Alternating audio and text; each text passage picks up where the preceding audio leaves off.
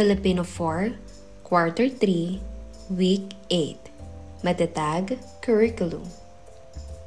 Para sa nilalaman, pagtatayang batay sa pagganap, performance-based assessment tungkol sa pagsulat ng salaysay. Ating alamin ang mga ibig sabihin ng mga sumusunod na salita. Una, mechanics, wastong gramatika, pagbabaybay, pagbabantas, paggamit ng wastong laki ng titik, pagtatalata. Nilalaman, malinaw na pagkukwento sa mga pangyayari. Organisasyon, pagkakaroon ng simula, gitna, at wakas. Paano isinusulat ang isang pangungusap? Tama, sinisimulan sa isang malaking titik at nagtatapos sa isang angkop na bantas. Ano ang gamit ng tandang pananong? Ginagamit sa hulihan ng isang pangungusap na pananong. Kailan ginagamit ang bantas na padamdam? Tama, pagpapahayag ng matinding damdamin. Paano mo isusulat ang isang tuwirang pahayag ng tauhan sa kwento? Magaling, ito ay ginagamitan ng mga panipi. Paano isinusulat ang unang pangungusap ng isang talata? Tama, ito ay ipinapasok. Paano isinusulat ang pamagat ng isang kwento? Mahusay, ginagamit ang malaking titik sa umpisa ng mahalagang salita. Anong aspekto ng pandiwa ang angkop sa pangyayaring naganap na? Tama, ito ay perpektibo. Ano-ano ang mga bahagi ng teksto? Mahusay, ito ay simula, gitna, at wakas. Anong bahagi ng tekstong nagsasalaysay ang naglalaman ng mga magkakasunod na pangyayari? Mahusay, ito ay gitna. Anong gabay sa pagkukwento ang maaari mong ibigay?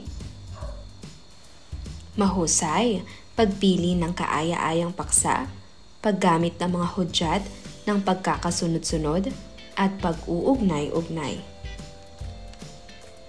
Basahin ang pangungusap at baguhin ang pagkakasulat nito upang maging wasto. Una, kung kailangan, bumuo ng 2 pangungusap sa isang item. Pangalawa, ipinagdiwang namin ang Pasko sa Visaya Elementary School kung saan ako nag-aaral. Maraming gawain ang inihanda para sa amin. Sumali ako sa paligsahan sa pag-awit ng mga awiting pamasko. Nagsanay ako araw-araw mula Lunes hanggang Linggo dahil gusto kong manalo. Dumating ang araw ng paligsahan. Ako ang ika-6 na kalahok. Magagaling ang unang 5 kalahok. Kinabahan ako, subalit ako ay nanalangin na lang. Inawit ko ng maayos ang aking piyesa. Pagkatapos kong umawit, nagpalakpakan ang lahat. Sino ang mag-aakalang magugustuhan nila ang aking pag-awit? Anong saya ko dahil ako ang nagkamit ng unang gantimpala at ako ay tuwang-tuwa. Narito ang mga tamang sagot.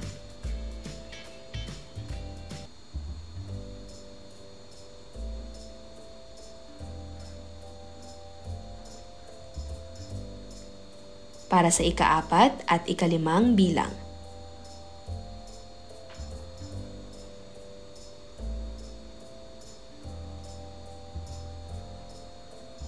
pang-6 at pang-7 bilang.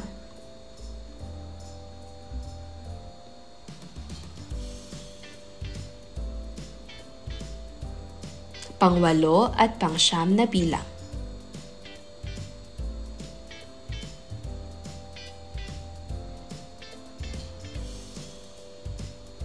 Wastong gramatika. Bilugan ang angkop na pangatnig o pandiwang bubuo sa bawat pangungusap. Pumili sa mga nakasulat sa loob ng mga panaklong. Sariling sikap ni Lilibet C. Agno. Matagal ko nang gustong magkaroon ng bag, ngunit palibhasa hindi makabili si inay. Pero dahil palaging kulang ang pera namin, hindi ko na rin pinilit si inay na bilhan, binili ako nito. Alam kong nahihirapan din siya dahil may sakit si itay. Nag-isip ako ng paraan upang nagkaroon ng bag kahit yung mura lang. Naisip kong kausapin ang aming kapitbahay na may kainan upang sabihing tutulong ako sa paghuhugas ng mga pinggan sa malayang oras ko. Pumapayag naman siya at binigyan niya ako ng 20 piso kapalit ng sandaling paghuhugas ko. Ang mga perang ibinigay niya sa akin ay aking inipon. Wala pang 2 buwan, nakaipon na ako ng mahigit na 400 piso. Ibinigay ko ito kay inay upang siya na ang bibili ng bag ko. Napaluha si inay dahil sa aking ginawa. Niyakap niya ako nang mahigpit at sinasabing, "Pasensya ka na anak kung hindi kita mabilhan ng bag." Kinabukasan, pumunta si inay sa bayan. Pag-uwi niya, may dala-dala na siyang isang supot. Masaya ko siyang sinalubong. Nagustuhan ko naman ang kulay na pinipili niya. Araw-araw ko nang ginagamit ito sa pagpasok sa paaralan. Natupad din ang pangarap kong magkaroon ng bagong bag. Mayroon din pala akong magagawa at hindi yung umaasa lang ako sa iba para sa aking mga pangangailangan. Nilalaman at organisasyon ng teksto. Gamit ang salaysay sa itaas, balikan ang mga bahagi ng teksto at ang nilalaman nito. Paano sinimulan ang salaysay? Tama, sinimulan ang salaysay sa pagpapakita ng kagustuhan ng may akda na magkaroon ng bag. Paano isinalaysay ang mga pangyayari? Ano-ano ang nakatulong upang maging maliwanag ang paglalahad sa mga pangyayari? Magaling! Isinalaysay ang mga pangyayari sa sunod-sunod na aksyon at ginamit ang mga detalye tulad ng halaga ng perang naipon at ang reaksyon ni inay. Paano ito winakasan? Tama, winakasan ito sa pagpapakita ng kaligayahan ng may akda nang matupad ang kanyang pangarap na magkaroon ng bag. Paano pa kaya ito mapapabuti? Tama, maaaring mapabuti sa pamamagitan ng pagdagdag ng mas maraming emosyonal na detalye at mga pagsubok na kinaharap ng pamilya. Para sa pagdinang sa kahalagahan ng gawain, pag-usapan ang kahalagahan ng kahusayan sa pagsulat kagaya ng pagkakaroon ng oportunidad na maging writer sa pahayagang pang-campus, maging kalahok sa mga patimpalak sa pagsulat, magbigay aliw sa iba, makapaglathala ng mga sulatin, makapaghanda sa mga mas mahirap na kasanayan at iba pa. Gagawin ang pagtataya sa inyong kakayahan sa pagsulat. Kayo ay bibigyan ng puntos batay sa inyong pagsunod sa mga tiyak na pamantayang na pag-aralan nyo sa mga nagdaang aralin. At upang makatugon kayo ng maayos sa gagawing pagtataya, ay magkakaroon muna ng maikling paghahanda. Kailangan nyong makinig ng mabuti at makilahok ng aktibo upang lalong mapaunlad ang inyong kakayahan sa pagsulat. Picture series at word wall. Ayusin ang mga larawan ayon sa alam nyong wastong pagkasunod-sunod na mga pangyayari. Bumuo ng 2 hanggang 4 na pangungusap tungkol sa bawat larawan. Ipagpalagay nyo na kayo ang nasa larawan upang magamit nyo ang unang panauhan. Narito ang mga larawan.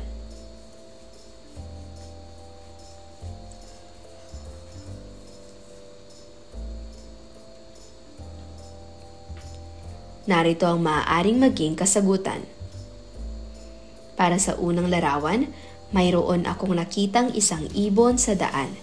Hindi ito makalipad. Pinulot ko ito. Napansin ko na may sugat ito sa kanyang pakpak. Iniuwi ko ang ibon. Ginamot ko ang sugat nito. Pinakain ko rin at pinainom ang ibon. Inilagay ko ang ibon sa isang hawla. Patuloy ko itong inalagaan at ginamot. Natuwa ako dahil unti-unting sumigla ang ibon. Ginising ako ng masasayang siyap ng ibon. Napansin ko ang iba pang ibon sa bintana.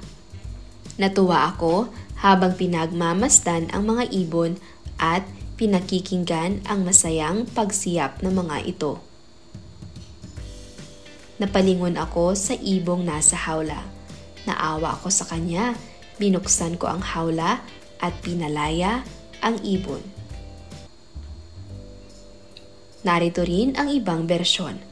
Noong linggo, habang ako ay naglalakad upang makapag-ehersisyo, mayroon akong nakitang isang ibon sa daan. Hindi ito makalipad, kaya nakadapo lang sa damuhan. Pinulot ko at hinaplusan ang kanyang balahibo. Napansin ko na may sugat ito sa kanyang pakpak. Dahil sa awa, inuwi ko na lang sa bahay ang ibon. Ginamot ko ang sugat nito, pagkatapos pinakain ko at pinainom ang ibon. Binantayan ko rin siya at baka saktan ng ibang hayop. Pagkaraan ng ilang sandali, inilagay ko na ang ibon sa isang hawla upang doon na magpagaling. Patuloy ko itong inalagaan at ginamot. Natuwa ako dahil unti-unting sumigla ang ibon. Mayroon na akong alagang ibon, nasabi ko sa aking sarili. Pagkalipas ng 4 na araw, nagising ako sa isang malakas na siyap ng ibon. Bumangon ako ng buong galak at agad na pinuntahan ang kinaroroonan ng hawla. Nalaman ko na iba palang ibon ang sumisiyap at marami pa itong kasamang ibang ibon. Napansin ko na masayang lumilipad ang mga ibon at parang naglalaro lang. Natuwa ako habang pinagmamasdan ang mga ito at pinakikinggan ang masayang pagsiyap nila.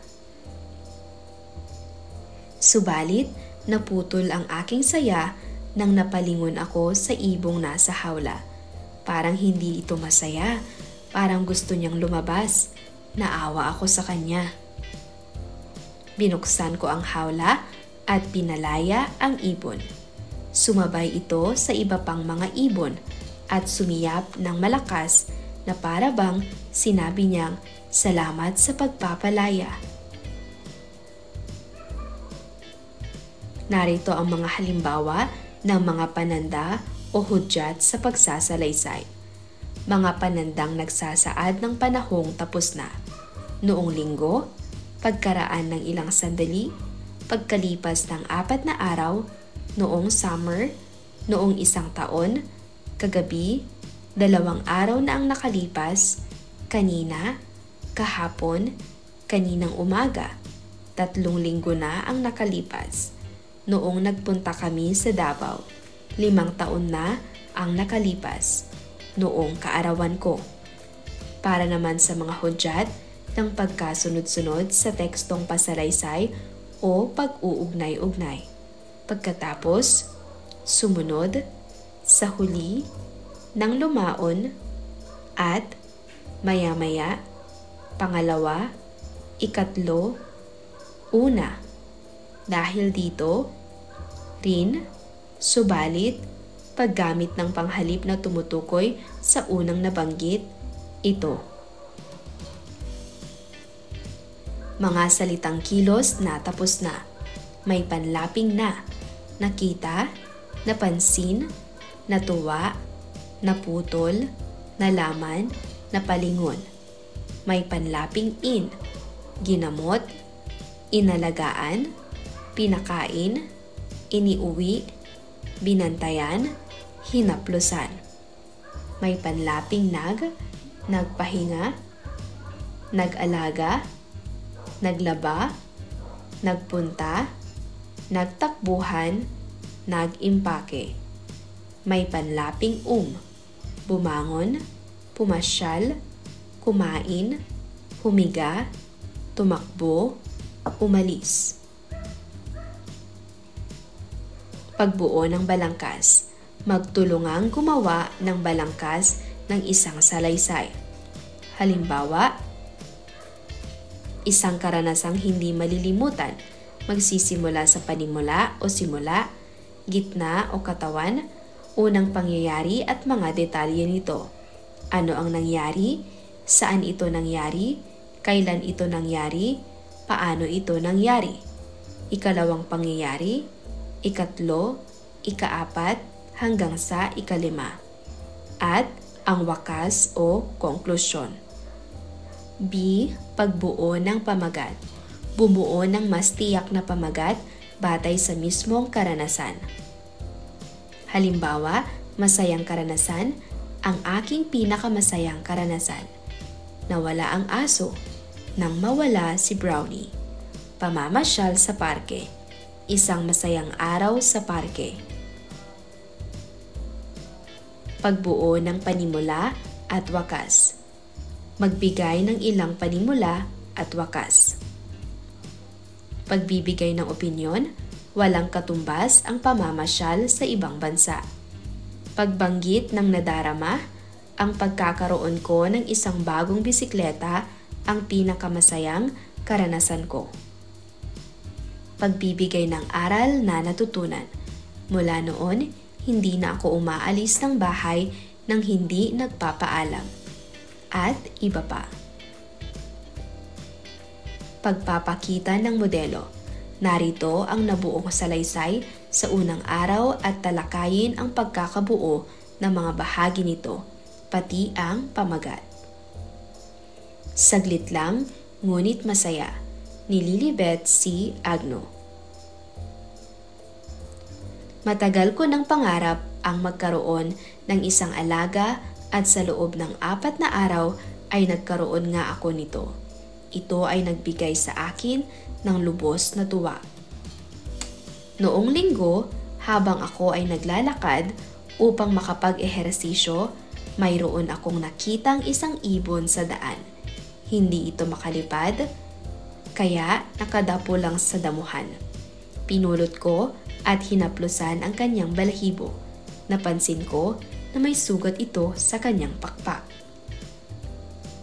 Dahil sa awa, iniuwi ko na lang sa bahay ang ibon. Ginamot ko ang sugat nito, pagkatapos pinakain ko ang ibon at pinainom. Binantayan ko rin siya at baka saktan ng ibang hayop. Pagkaraan ng ilang sandali, inilagay ko na ang ibon sa isang hawla upang doon na magpagaling. Patuloy ko itong inalagaan at ginamot. Natuwa ako dahil unti-unting sumigla ang ibon. mayroon na akong alagang ibon, nasabi ko sa aking sarili. Pagkalipas ng 4 na araw, ginising ako ng masasayang siyap ng ibon. Bumangon ako ng buong galak at agad na pinuntahan ang kinaroroonan ng hawla. Nalaman ko na iba palang ibon ang sumisiyap at marami pa itong kasamang ibang ibon. Napansin ko na masaya silang lumilipad at parang naglalaro lang. Natuwa ako habang pinagmamasdan ang mga ibon at pinakikinggan ang masayang pagsiyap ng mga ito. Subalit, naputol ang aking saya nang napalingon ako sa ibong nasa hawla. Parang hindi ito masaya. Parang gusto niyang lumabas. Naawa ako sa kanya. Binuksan ko ang hawla at pinalaya ang ibon. Sumabay ito sa iba pang ibon at sumiyap ng malakas na para bang sinabi niyang, "Salamat sa pagpapalaya." Hindi man natuloy ang pagkakaroon ko ng alagang ibon, natuwa naman ako ng lubos dahil mayroon akong natulungang tulad niya at binigyan ko pa ng pagkakataong maging malaya. Kontroladong pagsulat. Halimbawa, palitan ang mga bahaging may salangguhit. Isulat mo ang iyong sariling karanasan. Sa Baguio, ni Lilibet C. Agno. Simula noong bakasyon, kaming magkakapatid ay sinurpresa ng aming mga magulang. Dinala nila kami sa Baguio at kami ay namasyal doon. Gitna, marami kaming pinuntahang lugar sa Baguio. Una ay pumunta kami sa Burnham Park. Doon kami ay sumakay sa isang bangka at nagbisikleta. Umupo rin kami sa ilalim ng mga punong kahoy. Humiga pa nga ako sa may damuhan. Ang sumunod na pinuntahan namin ay ang Mines View Park.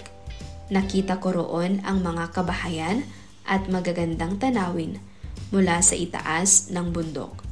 Nagpakuha rin ako doon ng larawan habang nakasakay sa isang kabayo. Marami pa kaming pinuntahan at ang pinakagusto ko ay ang Stone Kingdom. Nakita ko ang iba't ibang bagay na gawa sa bato. Namangha ako sa galing ng mga gumawa sa mga iyon. Umakyat kami sa isang gusaling yari sa bato at dumaan sa isang tulay na gawa rin sa bato. Wakas, ang saya ng buong pamilya naming sa pamamasyal na iyon. Sana sa susunod ay makapunta naman kami sa mas malayong lugar at sasakay kami ng eroplano. Pakinggan ang isang karanasan. Unawain ang mga pangyayari dahil isusulat niyo muli ang mga ito. Basahin ang teksto ng may karaniwang bilis. Magtala ng mahalagang impormasyong maririnig. Pagkatapos, isulat ang inyong narinig. Alalahanin ang mga pamantayan sa pagsulat tulad ng mechanics, nilalaman, at organisasyon. Salaysay sa unang pagkakataon ni Liza M. Lemmy. Napakaraming takdang aralin noong araw na iyon. Parang hindi ko kayang matapos ang lahat. Inabot ako ng gabi, hindi ako natulog hanggang hindi ko natapos ang mga dapat kong gawin. Kinabukasan, masaya akong pumasok. Iniwasto namin ang mga sagot sa takda. Aba, halos tamang lahat ang aking mga sagot. Oras na ng Filipino. Dumating na si Ginang Reyes, ang guro namin sa Filipino. Bigla kong naalala. Mayroon nga pala kaming pagsusulit. Naku, hindi ko na isaulo ang maikling tulang pinag-aralan namin. Iyon pala ang nakalimutan kong gawin kagabi. May mga tanong si Ginang Reyes na hindi ko nasagot. Sa unang pagkakataon, kinabahan ako. Ganoon pala ang pakiramdam kapag hindi nakapag-aral. Laking pasasalamat ko nang sabihin ni Ginang Reyes ang mga score namin. Pasang-awa ako. Salamat at hindi ako bumagsak. Mula noon, nangako ako na iisa-isahin ko na ang lahat ng mga takda ko para wala akong makalimutan. Isulat ang iyong iniisip bilang paalala sa mahusay na pagsulat ng inyong karanasang hindi malilimutan.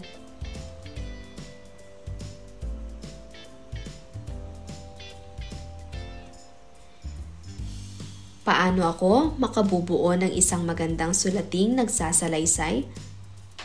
Dapat ay marunong ako sa paggamit ng wika tulad ng tamang gramatika, pagbabaybay, pagbabantas. Dapat ay magkakaugnay ang aking pagsasalaysay at naipapakita na tapos na ang mga pangyayari. Dapat ay maglalagay ako ng isang magandang panimula. Sa gitna, dapat ay kumpleto ang mga detalye. At dapat ay mayroong panimula, gitna at wakas ang aking salaysay. Gawain, ano ang karanasan mong hindi mo malilimutan? Isulat mo ito. Bumuo ng isang kawili-wiling simula, maayos at maliwanag na gitna at magandang wakas. Lagyan na rin ito ng kaaya-ayang pamagat. Isulat ito ng maayos. Sundin ang mga pamantayang na pag-aralan kagaya ng nasa rubrik. Bumuo ng magkakaugnay na pangungusap na nagpapahayag ng mga karanasan mo noong unang araw ng pasukan. Gamitin ang mga naibigay na pahayag sa bawat item. Isulat na maayos ang pangungusap. Sa unang araw ng pasukan, mga bagong gamit, mga bagong kaibigan, mga bagong guro, bagong silid-aralan. Isulat ang mga bahagi ng salaysay. Sundin ang mga pamantayan sa pagbabaybay, wastong pagsulat ng pamagat, pangungusap at talata.